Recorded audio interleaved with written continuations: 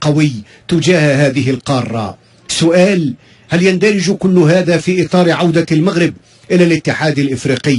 جواب جلالة الملك: أعلم أن الحضور المغربي في إفريقيا وبشكل خاص الجولة التي أقوم بها حاليا لا تروق للبعض، ولكن الكل يعترف بأننا لم ننتظر الإعلان عن عودة المغرب إلى الاتحاد الإفريقي من أجل العمل والاستثمار في إفريقيا.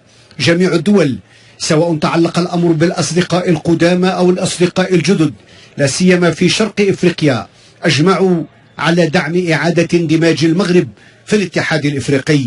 لقد اتخذت مبادرة القيام بهذه الزيارات دون شروط مسبقة، وعاينت بكل بهجة وسرور ردود الأفعال المؤيدة والإيجابية التي عبرت عنها البلدان المضيفة، وأود أن أتوجه لهم بكل الشكر والعرفان.